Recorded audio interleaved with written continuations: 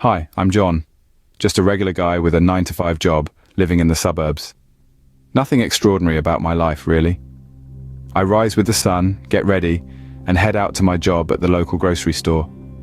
I spend my day stacking shelves, chatting with customers, and occasionally sneaking in a quick game on my phone behind the cereal boxes. After work, I return home to my loyal canine companion Max.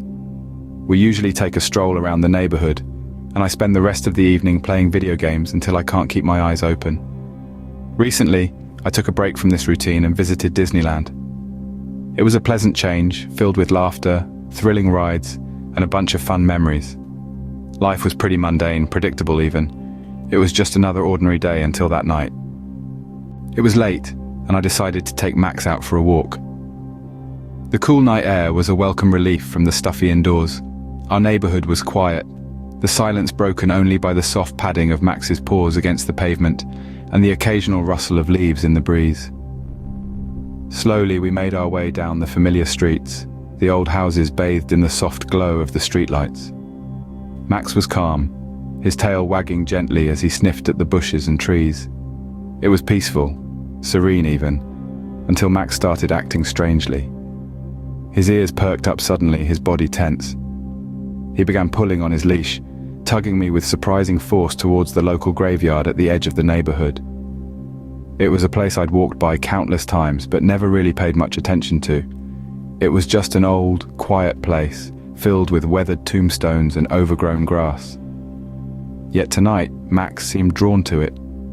Despite my unease, I followed him, weaving our way through the sea of tombstones until we reached a particularly old, forgotten one at the back.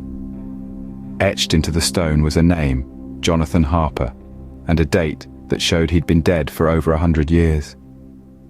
The stone was covered in moss and the edges were worn down, but there was something about it that stood out.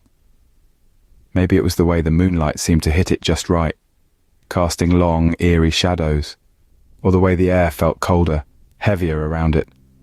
I remember feeling a chill run down my spine, an unsettling sense of dread that made me pull Max back, away from the tombstone. I tried to brush off the feeling, telling myself it was just the late hour and the spooky setting getting to me. But something about that tombstone gave me the creeps. Little did I know, that was just the beginning. Ever since that night, strange things started happening. I mean, I'm not one to spook easy, but these occurrences, they were downright unsettling. It began with whispers, soft murmurs that would creep into my ears in the dead of night. I'd wake up, heart pounding, convinced someone was in the house. I'd search every room, every nook and cranny, but find nothing out of place. It was as if the whispers were coming from inside my own head. Then there was Max, my dog. Max was always a calm, easygoing creature. But after that night, he changed. He became agitated, restless. He'd growl at empty corners of the house, his hackles raised, eyes wide and fearful. It was like he was seeing things I couldn't, things that scared him. It wasn't just the whispers and Max's strange behavior. My dreams, they started to change too. They became nightmares, filled with images of that tombstone I'd found in the graveyard. I'd see the name etched on the stone, the weathered carvings and the moss that clung to it.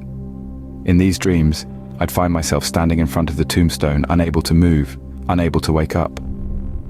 I'd hear the whispers again, growing louder and more frantic until I'd jolt awake, drenched in sweat.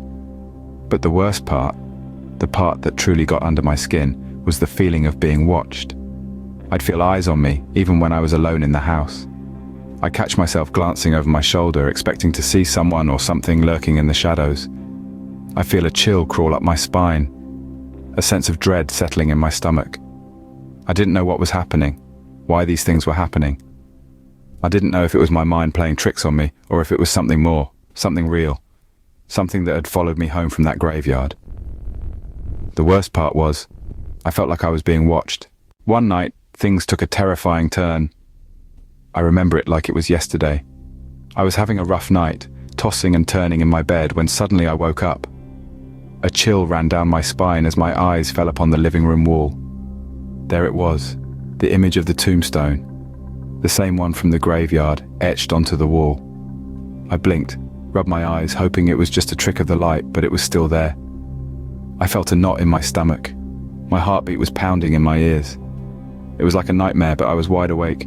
The image was so vivid, so real, as if someone had meticulously carved it into the wall. How could this even be possible? I tried to wipe it off. I grabbed a wet cloth and scrubbed the wall, but the image wouldn't budge. It was as if it was part of the wall itself. I even tried to paint over it, but the image of the tombstone just seeped through each coat. It was like it was burned into the wall, a constant reminder of the graveyard. Meanwhile, Max, my German shepherd, was acting strange. He wouldn't stop barking at the image. I tried to calm him down, but nothing seemed to work. He was just as scared as I was, maybe even more. Max was always a brave dog, but that night he was trembling, his tail between his legs. It was as if he could see something I couldn't. I felt a cold sweat running down my back. I was scared out of my mind. I had no idea what was going on. I couldn't understand why this was happening. I was just a regular guy living a regular life. I had never believed in ghosts or anything supernatural. But that night, that horrifying night, it made me question everything. I was scared out of my mind. I had no idea what was going on. After that night, I couldn't take it anymore. I moved out of that house. I needed to distance myself from that old graveyard, from that eerie tombstone. The decision to move wasn't easy, you know. I had so many memories tied to that place. But in the end, fear outweighed nostalgia. I packed up my life, my belongings, my memories into boxes. I left that house, that town, that graveyard behind, and oddly enough, the moment I stepped foot outside the town's limits, it felt like a massive weight had been lifted off my shoulders. As soon as I was out, the incident stopped. No more strange noises, no more eerie whispers. It was as if I'd been living in a nightmare, and I'd finally woken up. I moved to a small apartment in a busy city. The noise of traffic, the hustle and bustle of people, the city lights.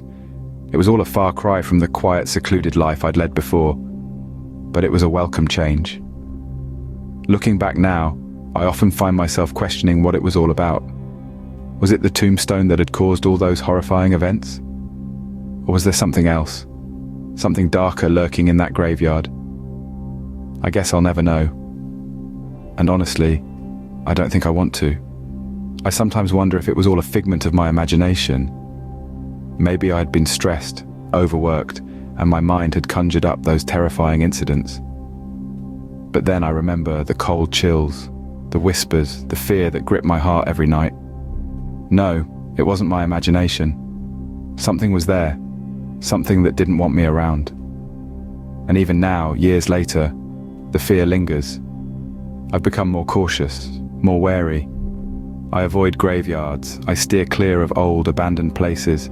I've built walls around myself, trying to keep the fear, the darkness out. It's impacted my life in ways I never thought possible.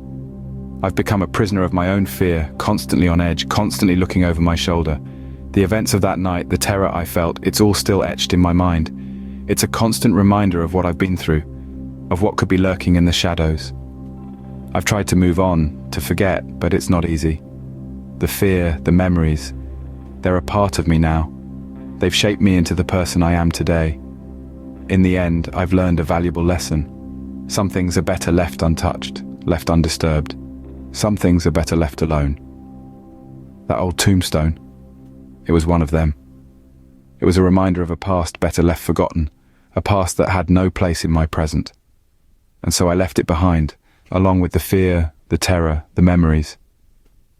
I guess some things are better left untouched. That old tombstone, it was one of them.